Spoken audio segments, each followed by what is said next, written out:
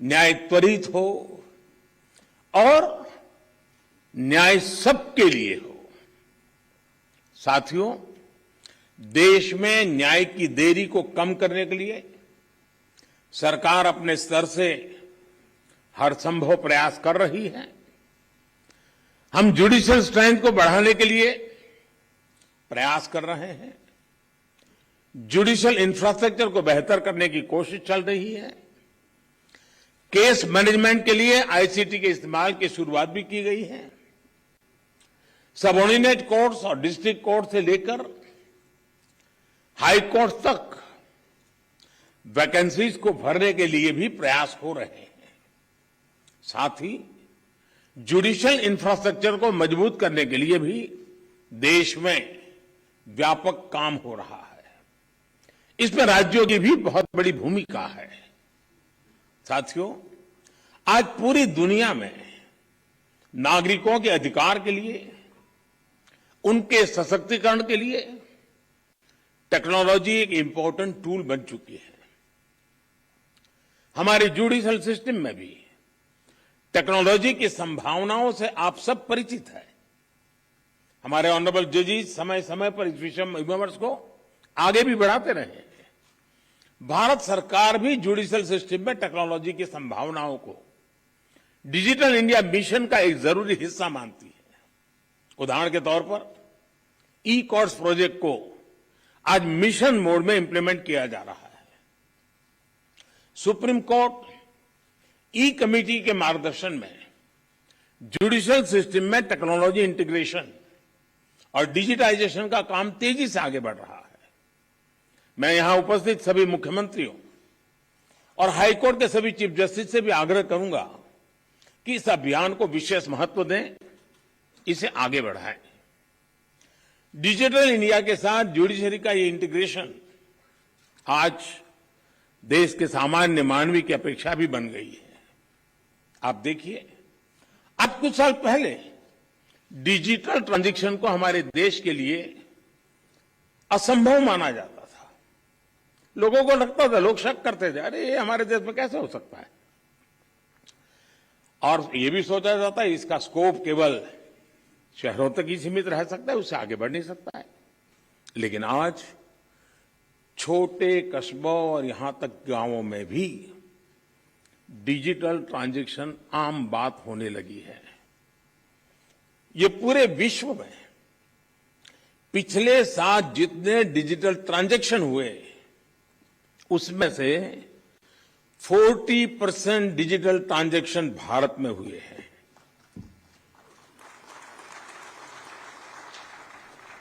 सरकार से जुड़ी वो सेवाएं जिनके लिए पहले नागरिकों को महीनों ऑफिसेज के चक्कर काटने पड़ते थे, वो अब मोबाइल पर अवेलेबल हो रही है। ऐसे में स्वाभाविक है, जिस नागरिक को सेवाएं और सुविधाएं ऑनलाइन उपलब्ध हो रही हैं, वो न्याय के अधिकार को लेकर भी वैसे ही अपेक्षाएं करेगा। साथियों, आज जब हम टेक्नोलॉजी और फ्यूचरिस्टिक अप्रोच की बात कर रहे हैं, तो इसका एक important aspect tech friendly human resources भी है। टेक्नोलॉजी आज युवाओं के जीवन का स्वाभाविक हिस्सा है। यह हमें सुनिश्चित करना है कि युवाओं की एक्सपर्टाइज, उनकी प्रोफेशनल स्ट्रेंथ कैसे बने। आजकल कई देशों में लॉ यूनिवर्सिटीज में blockchains, electronic discovery, cyber security, robotics, artificial intelligence और बायोएथिक्स जैसे विषय पढ़ाए जा रहे हैं। हमारे देश में भी legal education in international standard के मुताबिक हो, यह हम सबकी जिम्मेदारी है। इसके लिए हमें मिलकर प्रयास करने होंगे। साथियों, हमारे शास्त्रों में कहा गया है, न्यायमूलम सुराज्यम स्यात्, अर्थात किसी भी देश में सुराज का आधार न्याय होता है। इसलिए न्याय जनता से जुड़ा होना चाहिए, जनता की भाषा में होना चाहिए। जब तक न्याय के आधार को सामान्य मानवी नहीं समझता, उसके लिए न्याय और राजकीय आदेश में बहुत फर्क नहीं होता है। मैं इन दिनों सरकार में एक विषय पे थोड़ा दिमाग खपा रहा हूं। दुनिया के कई देश ऐसे हैं कि जहां कानून बनाते हैं तो एक तो लीगल टर्मिनोलॉजी में कानून होता है, लेकिन उसके साथ एक और कानून का रूप भी रखा जाता है जो लोक भाषा में होता है, सामान्य मानवी की भाषा में होता है, और दोनों मान्य होते हैं। और उसके कारण सामान्य मानवी को कानूनी चीजों को समझने में न्याय के दरवाजे खटखटाने की जरूरत नहीं पड़ती है। हम कोशिश कर रहे हैं कि आने वाले दिनों में हमारे देश में भी कानून एक पूरी तरह लीगल टर्मिनोलॉजी हो, लेकिन साथ साथ वही बात सामान्य व्यक्ति की समझ में आए उस भाषा में, और वो भी दोनों एक साथ असेंबली में या पार्लियामेंट में पारित हो, ताकि आगे चल करके सामान्य मानवी उसके आधार पर अपनी बात रख सकता है। दुनिया के कई देशों में ये परंपरा है। अभी मैंने एक टोली बनाई है, वो उसका अध्ययन कर रही है। साथियों, हमारे देश में आज भी हाई कोर्ट्स और सुप्रीम कोर्ट की सारी कार्यवाही इंग्लिश में होती है, और मुझे अच्छा लगा सीजेआई ने स्वयं ने इस विषय को स्पर्श किया। तो कल अखबारों को पॉजिटिव खबर का अवसर तो मिलेगा अगर उठा ले तो।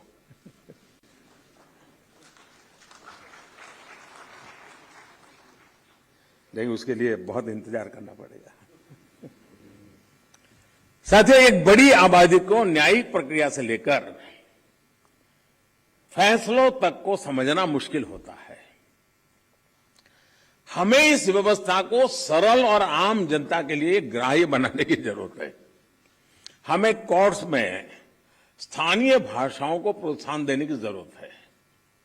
इससे देश के सामान्य नागरिकों का न्याय प्रणाली में भरोसा बढ़ेगा, वो उससे जुड़ा हुआ महसूस करेगा। अब इन समय हम एक कोशिश कर रहे हैं कि टेक्निकल एजुकेशन और मेडिकल एजुकेशन मातृभाषा में क्यों नहीं होना चाहिए। हमारे बच्चे जो बाहर जाते हैं दुनिया की वो भाषा कोशिश करते हैं पढ़ करके फिर मेडिकल कॉलेज की, तो हम हमारे देश में कर सकते हैं। और मुझे खुशी है कई राज्यों ने मातृभाषा में टेक्निकल एजुकेशन, मेडिकल एजुकेशन के लिए कुछ इनिशिएटिव लिए हैं। तो आगे चल करके उसके कारण गांव का गरीब का बच्चा भी जो भाषा के कारण रुकावटें महसूस करता है, उसके लिए सारे रास्ते खुल जाएंगे। और ये भी तो एक बड़ा न्याय है, ये भी एक सामाजिक न्याय है। सामाजिक न्याय के लिए न्यायपालिका के तराजू तक जाने की जरूरत नहीं होती है। सामाजिक न्याय के लिए कभी भाषा भी बहुत बड़ा कारण बन सकती है। साथियों, एक गंभीर विषय सामान्य आदमी के लिए कानून की पेचीदगियां भी है। 2015 में हमने करीब 1800 ऐसे कानूनों को चिन्हित किया था जो अप्रासंगिक हो चुके थे। इनमें से जो केंद्र के कानून थे, ऐसे 1450 कानूनों को, 1450 कानूनों को हमने खत्म किया। लेकिन राज्यों की तरफ से केवल 75 कानून ही खत्म किए गए हैं। मैं आज सब आदरणीय मुख्यमंत्रीगण यहां बैठे हैं, मैं आपसे बहुत आग्रह करता हूं कि अपने राज्य के नागरिकों के अधिकारों के लिए, उनकी ईज ऑफ लिविंग के लिए आपके यहां भी ये कानूनों का इतना बड़ा जाल बना हुआ है, काल बाह्य कानूनों में लोग फंसे पड़े हैं, उन कानूनों को निरस्त करने की दिशा में आप कदम उठाइए। लोग बहुत आशीर्वाद देंगे जी। साथियों, न्यायिक सुधार केवल एक नीतिगत विषय या पॉलिसी मैटर ही नहीं है। देश में लंबित करोड़ों केसेस के लिए पॉलिसी से लेकर टेक्नोलॉजी तक हर संभव प्रयास देश में हो रहे हैं, और हमने बार बार इसकी चर्चा भी की है। इस कॉन्फ्रेंस में भी आप सब एक्सपर्ट्स इस विषय पर विस्तार से बात करेंगे ही, ये मुझे पूरा विश्वास है। और मैं शायद बहुत लंबे अरसे तक इस मीटिंग में बैठा हुआ हूं। शायद जजीज को ऐसी मीटिंग में आने का जितना अवसर मिला होगा उससे ज्यादा मुझे मिला है, क्योंकि मैं कई वर्षों तक मुख्यमंत्री के रूप में इस कॉन्फ्रेंस में आता रहता था। अब यहां बैठना मौका आ गया है तो यहां से आता रहता हूं। तो एक प्रकार से मैं इस महफिल में सीनियर हूं।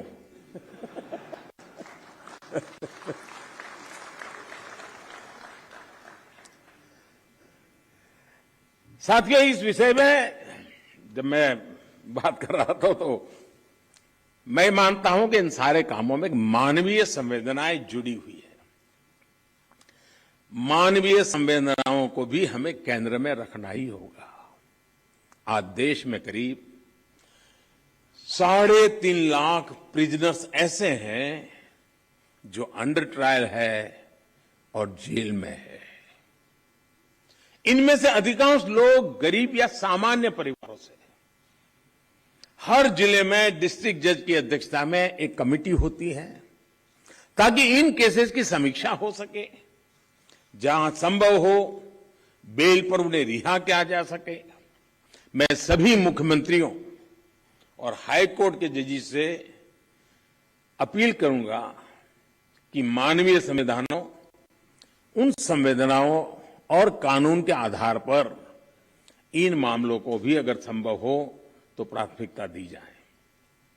इसी तरह न्यायालयों में और खासकर स्थानीय स्तर पर लंबित मामलों के समाधान के लिए मध्यस्थता, मीडिएशन भी एक महत्वपूर्ण जरिया है। हमारे समाज में तो मध्यस्थता के जरिए विवादों के समाधान की हजारों साल पुरानी परंपरा है। आपसी सहमति और परस्पर भागीदारी, ये न्याय की अपनी एक अलग मानवीय अवधारणा है। अगर हम देखें तो हमारे समाज का वो स्वभाव कहीं न कहीं अभी भी बना हुआ है। हमने हमारी उन परंपराओं को खोया नहीं है। हमें इस लोकतांत्रिक व्यवस्था को मजबूत बनाने की जरूरत है। और जैसे चीफ साहब ने ललित जी की तारीफ की, मैं भी करना चाहूंगा।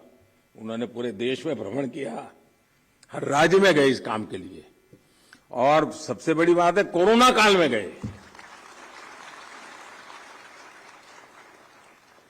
साथियों, मामलों का कम समय में समाधान भी होता है, न्यायालयों का बोझ भी कम होता है और सोशल फैब्रिक भी सुरक्षित रहता है। हमने इसी सोच के साथ संसद में मीडिएशन बिल को भी एक अम्ब्रेला लेजिस्लेशन के रूप में भी पेश किया है। अपनी रीच लीगल एक्सपर्टाइज के साथ हम मीडिएशन से सॉल्यूशन की विधा में ग्लोबल लीडर बन सकते हैं। हम पूरी दुनिया के सामने एक मॉडल पेश कर सकते हैं। मुझे पूरा भरोसा है कि प्राचीन मानवीय मूल्यों और आधुनिक अप्रोच के साथ इस कॉन्फ्रेंस में ऐसे सभी विषयों पर आप सब विद्वज्जन विस्तार से चर्चा करके, मंथन करके उस अमृत को लाओगे जो शायद आने वाली पीढ़ियों तक काम आएगा। इस कॉन्फ्रेंस में जो नए आइडियाज निकलेंगे, जो नए निष्कर्ष निकलेंगे, वो नए भारत की आकांक्षाओं को पूरा करने का माध्यम बनेंगे। इसी विश्वास के साथ मैं फिर एक बार आप सबके मार्गदर्शन के लिए मैं आपका आभारी हूं और मैं सरकार की तरफ से ये विश्वास दिलाता हूं कि देश के न्याय व्यवस्था के लिए सरकारों ने जो करना होगा, चाहे राज्य सरकार हो, केंद्र सरकार हो, वो भरसक प्रयास करेगी ताकि हम सब मिलकर के देश के कोटि कोटि नागरिकों की आशा अपेक्षाओं को पूर्ण कर सके। और 2047 में देश जब आजादी के 100 साल मनाए, तब हम न्याय के क्षेत्र में भी और अधिक गौरव के साथ, और अधिक सम्मान के साथ, और अधिक संतोष के साथ आगे बढ़ें, यही मेरी बहुत बहुत शुभकामना है। बहुत बहुत धन्यवाद।